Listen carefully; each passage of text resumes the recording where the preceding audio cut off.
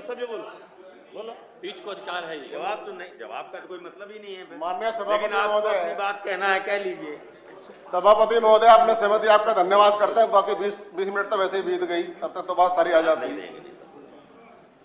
किसानों का गंभीर मुद्दा है, पूरा देश जानता है, पूरा प्रदेश जानता है, और जनप्रतिनिधि सबसे ज्यादा जानते हैं स्थिति क्या प्रदेश की हो रही है। हम लोगों ने जो नोटिस दी है, भारतीय जनता पार्टी के चुनाव घोषणा में किसानों की आय दुगनी। कोरोना काल में वही किसान है जिन्होंने देश की आर्थिक स्थिति को संवारा। उनकी आय दुगनी तो हुई नहीं है, ना होगी, और ना ही कोई ऐसा प्रयास है, क्योंकि आवारा पशु 25% फसल खा रहे हैं, 25% तो वो ले गए। और बात हुई थी 15 लाख की, 5 किलो अनाज दिया जा रहा है, वो भी किसान भी है, श्रमिक भी हैं, पूरे देश के लोग हैं।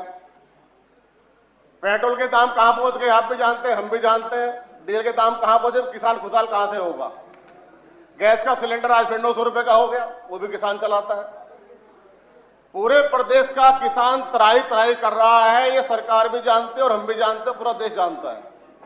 अगर वो आंदोलन कर रहा है 9 महीने से, वो परेशान है, अपनी बात को रखना चाहता है। जो 3 कानून देश में आए हैं या पास हुए उधर, वो अगर यहां पास होंगे तो वो स्थिति खराब होगी। तो इसके खिलाफ, कानून को खिलाफ देश में जो आज किसान परेशान है, हताश है, निराश, अपनी बात को रखना चाह रहे हैं, सरकार उनकी बात को नहीं सुन रही। अगर हम भी उनकी बात को यहां नहीं रखें तो हमारे आने का औचित्य क्या है। हम जनता के प्रतिनिधि हैं, इस सदन के मेंबर हैं, राष्ट्रीय पार्टी के मेंबर हैं, तो हम लोग छोटी छोटी बातें लेकर यहाँ पर आते हैं और हम कभी किसी के बीच में टोका टिप्पणी नहीं करते। खासतौर से बहुजन समाज पार्टी के वर्कर, हम कभी किसी के बीच में कभी नहीं बोलते, बैठे रहते हैं। चाहे आप 2 घंटे बोलो, 4 घंटे बोलो, हमें कोई लेना देना नहीं होता, हम बैठे रहते, सुनते रहते हैं। तो माननीय आपसे यही कहना चाहते हैं कि आज जो किसानों का बकाया लगभग 12,000 करोड़ है, वो कब तक मिल जाएगा, उस पर ब्याज मिलेगा कि नहीं मिलेगा। जो वादे सरकार ने किए थे कि काला धन लाएंगे वापस देंगे, उसका कोई जिक्र नहीं होता। और ये भी कहा था काला धन लाएंगे और जिसके पास होगा उसको जेल भिजवाएंगे। अब तक कितने जेल चले गए ये भी बता दे सरकार। और वो काला धन जो था पहले, वो 40% बढ़ चुका है। सरकार के पास भी आंकड़ा है, हमारे पास भी आंकड़ा है। खाद का दाम 1215 रुपये हो गया, फिर किसान की आय कैसे बढ़ेगी। और जो हम लोग जितने भी सदस्य विधानमंडल के हैं, लगभग 504-505 सदस्य हैं, हम लोगों ने भी कोरोना काल में निधि दी अपनी। और सबसे पहले बहुजन समाज पार्टी अध्यक्ष परमानंद बहन कुमारी महतो ने आदेश दिया कि आप लोग सबसे पहले अपनी निधि देना सरकार को काम करो।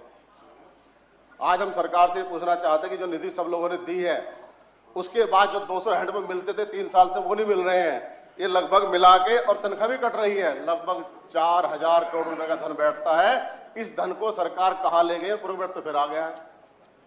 इस धन से कौन से किसान का भला हुआ, कौन से श्रमिक का भला हुआ, देश के रहने वाले कौन से लोगों का भला हुआ। जो कोरोना में चले गए, जो मर गए, जो शहीद हो गए, उनको हम श्रद्धांजलि नहीं देते हैं, और उसके बाद जो जिन दोनों घर में बच गए, परेशान तो वो लोग हैं। उनके लिए इस पैसे में से कौन सा धन उनको आपने दिया।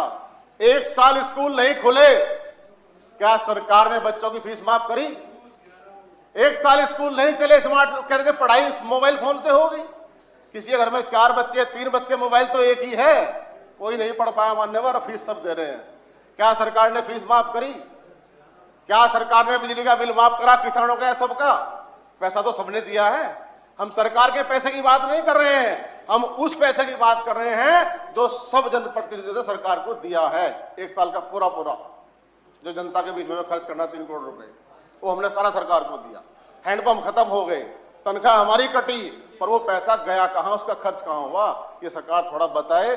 और आज जो किसानों की स्थिति है उस पर सरकार बताए कि जो किसान परेशान है, जो हताश है, निराश है, दर दर की ठोकर कर रहे हैं, पानी में, सर्दी में, गर्मी में, जाड़े में, जो लोग बॉर्डर पर बैठे हैं, और जब वो धरना प्रदर्शन करते हैं तो बड़ी बड़ी दीवारें, कील, पत्थर और इतने बड़े बड़े सरिये उसमें जमीन में गाड़ दिए जाते, किसान दिल्ली ना पहुंच पाए।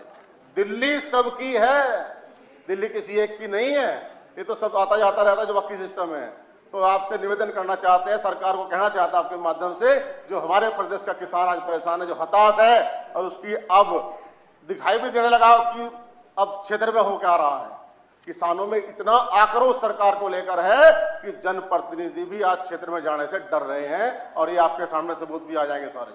तो मान्यवर आपसे यही कहना चाहते हैं, हम लंबी चौड़ी बात नहीं करते, ना सदन का समय खराब करते, कि किसान की जो हालत है उस पर सरकार क्या सोच रही है, कैसे आय दोगुनी होगी। क्या हम लोग गन्ने को खींचकर लंबा करेंगे? क्या हम सिंघाड़े को ऐसे बढ़ाएंगे? कैसे आय दोगुना होगी? जब हम लोग खाद सस्ता नहीं कर पा रहे हैं, बिजली सस्ती नहीं कर पा रहे हैं, पानी सस्ता नहीं कर पा रहे हैं, और पैसा हम लोग भी दे रहे हैं, सब लोग दे रहे हैं। भाई चलो कोरोना काल में इनका कुछ भला हो जाएगा। कोरोना काल की स्थिति कल आपने सुनी, कल में नोटिस इसी पता, हमारा नोटिस दूसरा है। तो हम आपसे निवेदन करना चाहते हैं, जो 3 कृषि कानून देश की सरकार लेकर आई, जो काले कानून हैं, अगर वो उत्तर प्रदेश में पास होंगे तो हम उससे कभी सहमत नहीं होंगे। ना हम लोग सहमत होंगे, ना हमारे नेता सहमत थी, ना सहमत है, ना सहमत होगी।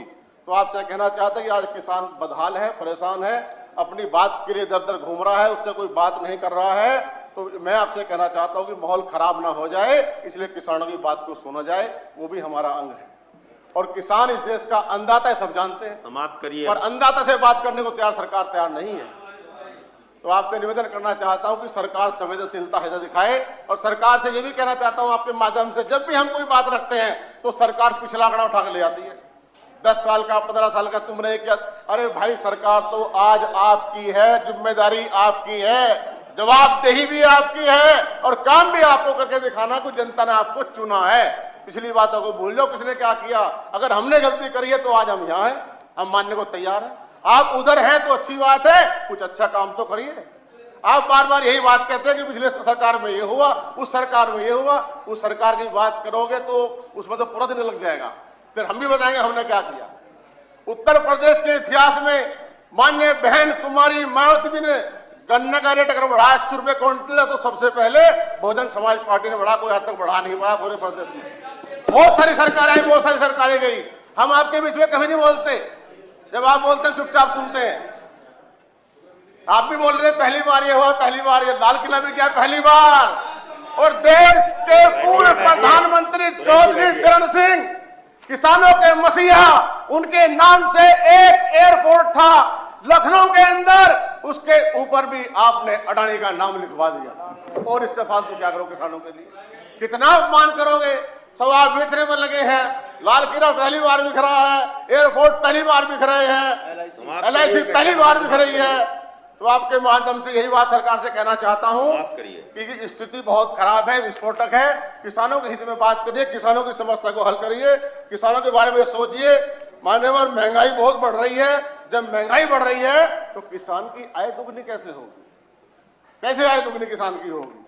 छुट्टा सांड फसल खाने में जो हरदोई से आ रहा था, और रास्ते में कम से कम 100 जानवर मिले मेरे को, 100। गाड़ी ऐसे कर धीरे धीरे निकाल कर यहाँ तक पहुंचे हैं। हालत खराब पूरे प्रदेश में। 10 मिनट हो गए हैं, 5 मिनट की बात थी, 10 मिनट हो गए हैं, अब समाप्त कर दीजिए। जी, आपने हमारी बात को सुना, आपने समझ दिया, आपका बहुत धन्यवाद करता हूँ। 3 कानून नियम उत्तर प्रदेश में ना लाए जाएं, इससे किसानों को नुकसान होगा, जैसा कि आज हो रहा है। जब पेट्रोल के भाव बढ़ते हैं तो सरकार कहती हमारे हाथ में नहीं, ये तो पॉलिसी है।